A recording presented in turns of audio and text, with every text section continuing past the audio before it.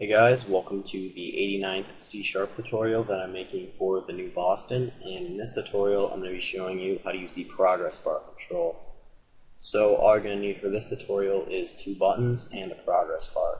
So just go over to your toolbox and drag a progress bar over to your form. Just let me resize this. Alright. First property that we're going to be looking at is the maximum property, and the maximum property will basically just tell you the maximum value that your progress bar can hold. And the value is basically just how much progress your progress bar shows. So since the maximum is 100, if we set the value equal to 50, then we would show half progress because half of 100 is 50. If we were to set the value equal to 100, then we would see the progress show full. And if we were to set the value equal to 0, it would start up at the beginning, or we wouldn't see any progress at all. And that'll bring us to our next property, which is the minimum property. And that is basically just the minimum value that your progress bar can hold. And you're almost always going to want to keep that at 0. So now I'm going to show you how to show progress in your progress bar using code. So just go ahead and double click on your Do Stuff button. And we're going to be using, the value to set the value of the progress bar. So we're just going to do ProgressBar1.value, and then we're just going to do plus equals 10. So every time that we click this button, it will add 10 to the progress bar. So it'll move up a tenth of the way, since a tenth of 100 is 10. And it will take 10 clicks to get to the end of the progress bar. So let's just go ahead and test this out and make sure it works. Yep, it's moving quite smoothly. Now I'm going to show you how to program the reset button.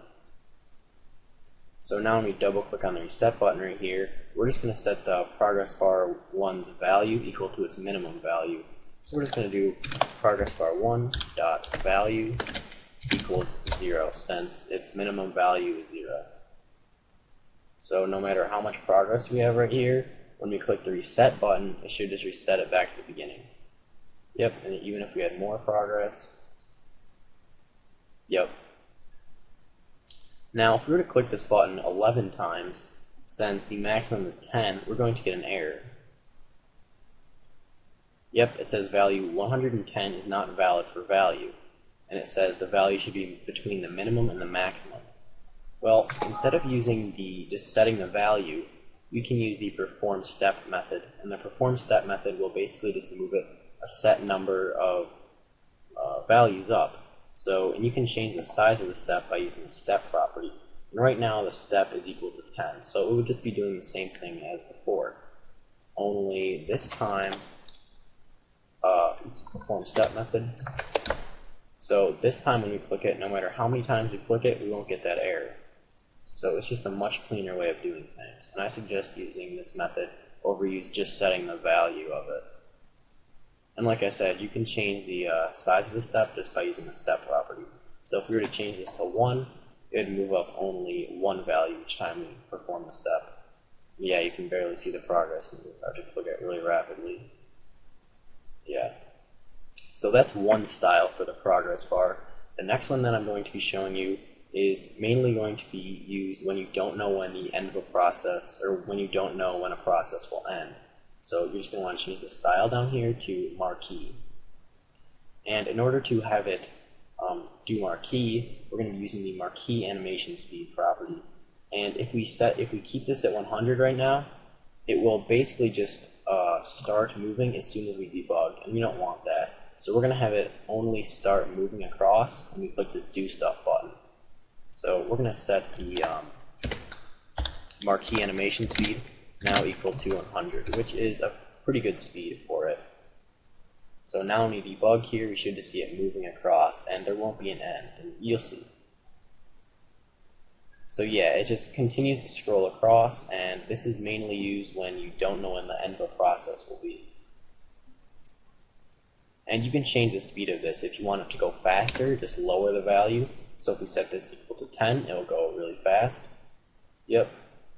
If we set it equal to, I'll set it equal to 200 because 1,000 is really slow.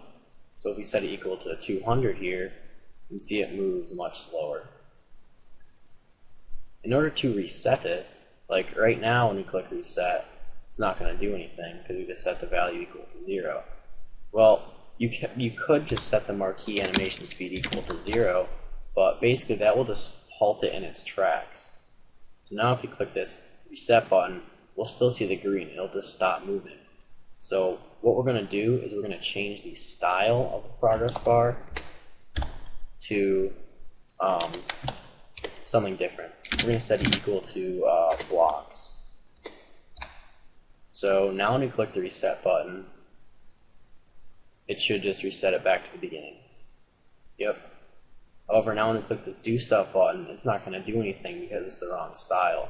So we're just going to have to change the style every time that the user clicks this button. Set this equal to ProgressBar1 dot or ProgressBar style dot marquee. So now this should work fine. So now when we click this, it moves. When we click this button, it resets it, and it should move again once we click this button. And yep, everything looks good. So that's pretty much it for this tutorial on using ProgressBar Control. So see you guys.